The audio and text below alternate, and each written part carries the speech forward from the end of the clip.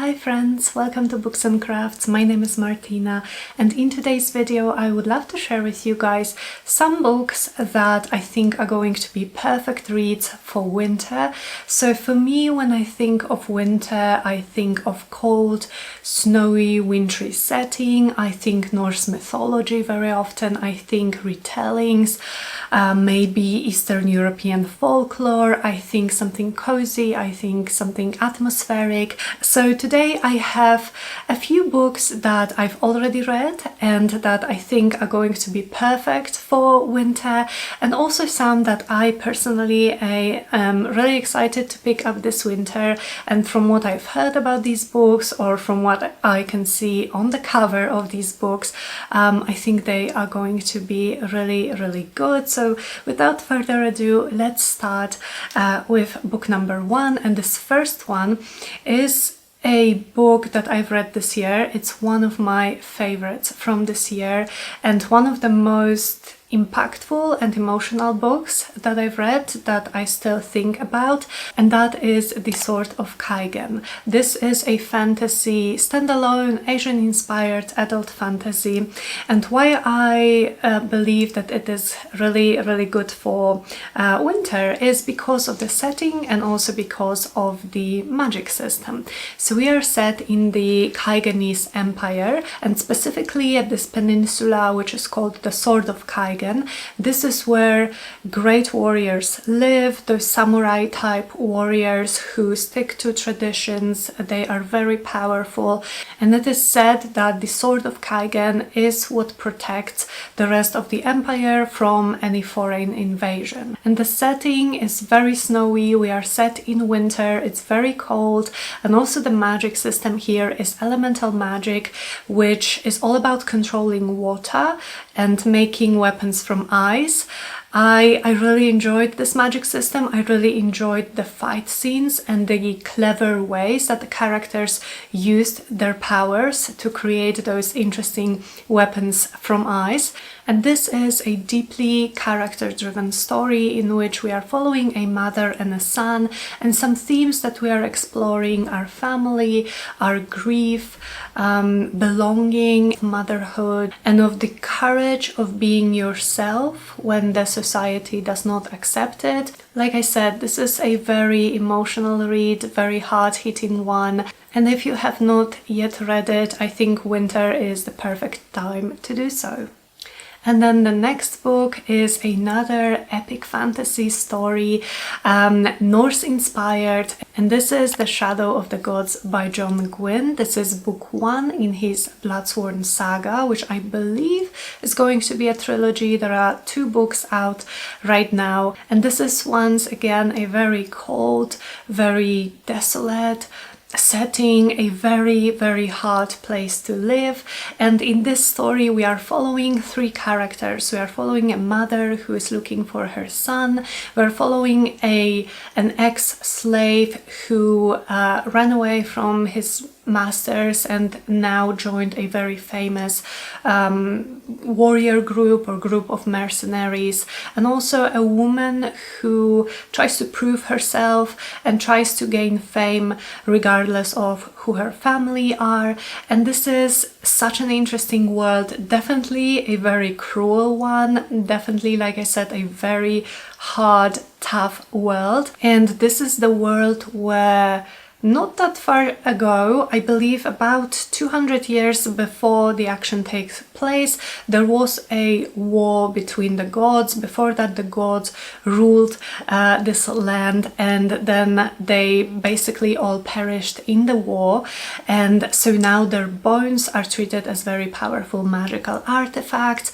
And John Gwynne, he looks like a real-life Viking, and he also has such an enormous knowledge about Vikings, about their way of life, their traditions, their mythology, and it really shows in this book. So if this is something that interests you and you also want to really feel cold, then I would definitely recommend picking up this book. Switching gears now to something completely different, something very much cozy, we have Legends and Lattes. This is one of the coziest fantasy stories that I've ever read, and I think it would be just perfect for those long, cold winter afternoons. In this we are following Viv, who is a mercenary orc. However, one day she decides she wants to change her life, she wants to be done with this life of war and violence, and she wants to settle down and open a cafe, and she does so in a place where nobody really knows what coffee is. And this is just the most adorable story about, again, belonging, friendship. There is a little bit of love, and the descriptions of coffee and pastries are absolutely top-notch. This book is going to make you feel hungry, and it's going to make you crave coffee, or at least it is what happened to me. And definitely Viv's Cafe is the place where I would love to spend my winter afternoons this year. And so then we get to some books that I have not yet read, but I either heard things about them that make me believe they are going to be perfect for this season, or I just took one look at the cover and I was sold.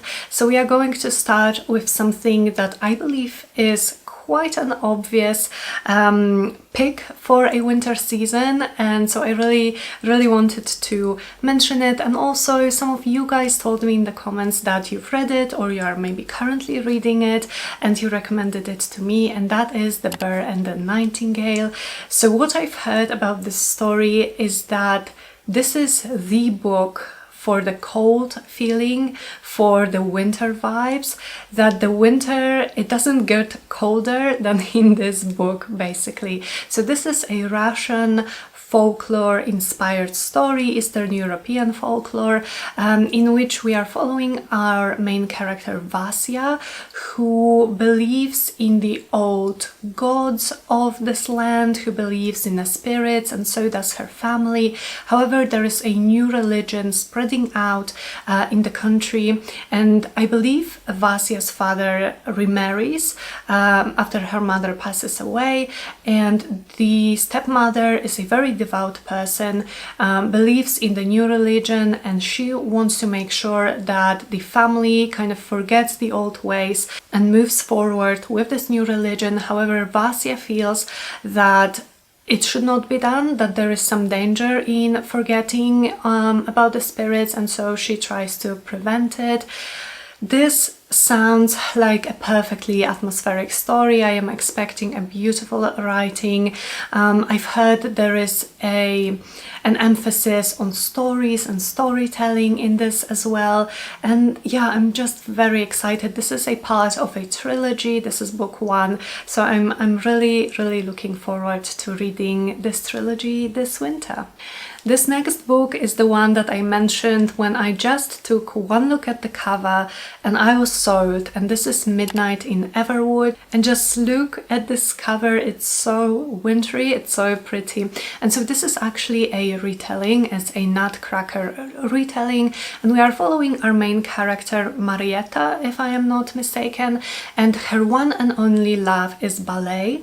However, after Christmas she is expected to kind of leave ballet behind and to assume the role that is expected of her in the Edwardian society that she lives in, which I assume means that she is going to have to get married and get settled down. Now, while she is trying to escape this future, and a mysterious man moves in next door, and he charms Marietta's family with his enchanted toys and wondrous mechanisms. And so again, it sounds incredibly atmospheric. It may be one of these stories where this is more about the vibes than about the plot, but I'm okay with that sometimes, and I really feel like fairy tale retellings are something that are just perfect for long, cozy evenings, wrapped up in a blanket with a cup of tea. And yeah, I'm very much looking forward to giving this one a try. This next one is again a retelling, and I feel like it is also also quite often mentioned, so I really wanted to include this in my personal TBR for this winter, and this is Spinning Silver by Naomi Novik, and if I am not mistaken, this is a retelling of Rumpelstiltskin. And I believe we are following a few female characters in this one. One of them is a daughter of a family of moneylenders. However, when her father fails to collect his debts and the family is in a financial trouble, she has to take matters in her own hands and very quickly gains a reputation of being able to turn silver into gold, which in turn gains attention of a king of strange fey creatures who seem to be made more of ice than of flesh.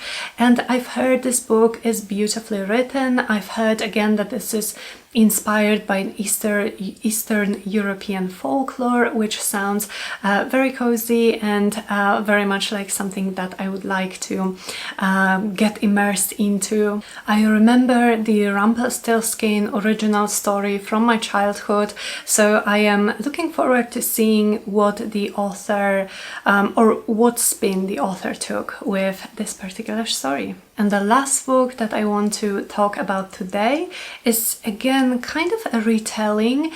This is in a vein of those mythology retellings that have been quite popular recently, I believe, with a feminist twist, and this is The Witch's Heart, and this is a retelling a Norse mythology. So we have a witch who falls in love with Loki. I believe they get married, and this retells her story, and I believe we are dealing with themes of love, probably of motherhood, of hope, of finding your own strength. And yeah, I love the cover again. I hope the writing is going to be as beautiful as the cover and as atmospheric as the cover suggests.